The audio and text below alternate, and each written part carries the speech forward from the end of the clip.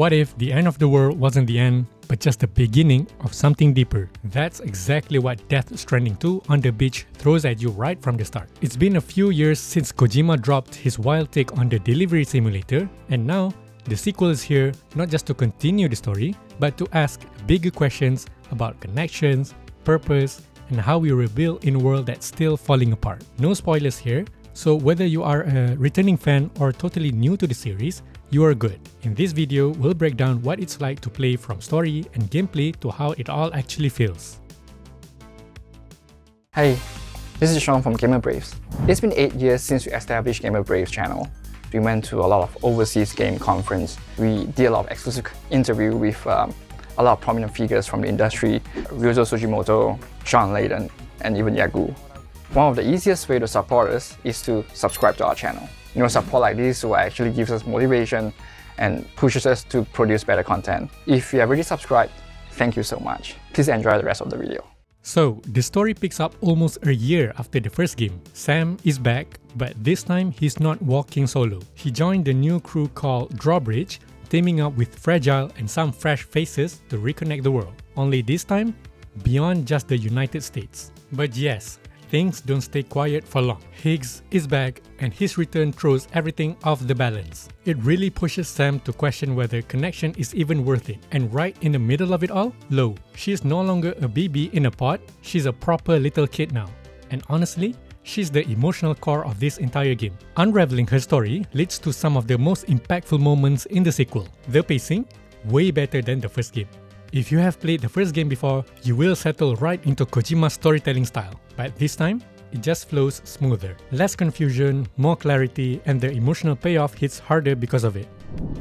Now, let's talk visuals. And yes, this game looks absolutely ridiculous in the best way. We played it on 43-inch Ultra HD screen and had moments where we legit had to lean in and check, wait, is this still gameplay? Can you imagine that? The lighting, textures, character models, it's all super detailed. You can see skin pores, facial movements, hair flowing naturally. The whole thing looks borderline real. And the world? Massive and stunning. You've got snowy mountains, thick forests, dry deserts, chill lakes. Every biome looks unique and alive. They have also added stuff like a day and night cycle and dynamic disasters. 1 second it's peaceful, next thing you know, rain's flooding your path or a quake knocks you down a slope. And the little things like rain on the lands, snow clumping on gear, it just makes the world feel that much more immersive. Performance-wise, it's super solid on both PS5 and PS5 Pro. Quality mode still runs smooth and performance mode is even better with barely any visual loss. Music kicks in at the perfect moments, especially during those long, quiet tracks across beautiful but empty landscapes. It's subtle but emotional, adding that Kojima-style atmosphere we all expect. Every zone has its own vibe, and the soundtrack builds on that. The sound design is on point too.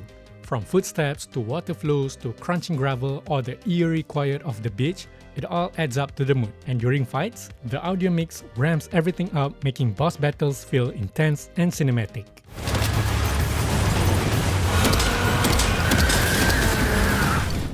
Deliveries are still the heart of the game, but they feel a lot less tedious now. There are fewer vehicles overall, but each one is more useful. The Tri-Cruiser is sleek, light, and can even hover over water. And the pickup roader? That thing's a beast, modded out with weapons, armor, or snow tires, depending on your route. There's also a new vehicle called the DHV Magellan. It sails across star lakes and lets you fast travel between connected outposts. Just note that fast travel only works between facilities that are already linked to the chiral network. And yep, classic systems like highways and zip lines are back. But the new monorail system is awesome. You gather materials to build the rail lines, and once it's up, you can ride it with your cargo and even vehicles, making long-distance hauls way easier. Mission variety is better too. You're not just walking from point A to point B. Sometimes you are hunting lost cargo, clearing BT zones, or raiding enemy camps. The pacing is more dynamic and way less grindy. The strand system returns as well. You will see things like structures, signs, and paths left by other players. And even though you never meet them directly, you feel their presence. That quiet online connection still hits. Combat's stepped up big time. Goosemechs are a new threat, massive, high-damage machines led by Higgs that bring chaos wherever they appear. BTs are also more aggressive now. and encounters can get intense real quick. Weapon design is cleaner this time. Each gun tells you what it's effective against, so no more second-guessing ammo types. You can still play stealthy if that's your thing, but when things go loud, it feels tight and responsive. Boss fights? Still wild. Huge creatures, epic soundtracks, cinematic energy, it just works. And for those who want a more relaxed experience, story and casual modes let you enjoy the game without stressing over difficulty. The overall gameplay balance has shifted too. If the first game felt like 80% walking and 20% fighting, this one's more like a 60-40, and that variety helps a lot. The mission flow has been streamlined. You get a clear path from briefing to gear setup to delivery, and it all feels more intuitive now. Quick cargo management is a lifesaver.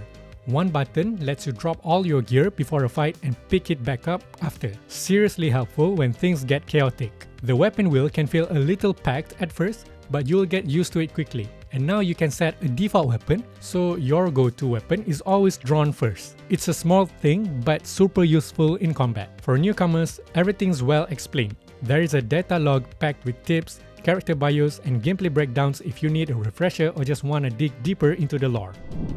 If you are new to Death Stranding, this is definitely the easier entry point. It's more accessible, more streamlined, and doesn't drag as much as the first one. But if you really want the full emotional payoff, try playing or watching a summary of the first game. It adds weight to a lot of the sequel's best moments. Death Stranding 2 on the beach is everything a good sequel should be. It keeps the weirdness, doubles down on emotion, and polishes almost every system that made the first game stand out. If you are into cinematic, slow burn games that make you think and occasionally cry, this is absolutely worth checking out. If you didn't vibe with the first one, this might still not be your thing, but it's definitely more approachable this time around. For this game, we are giving it a solid score of 10 out of 10.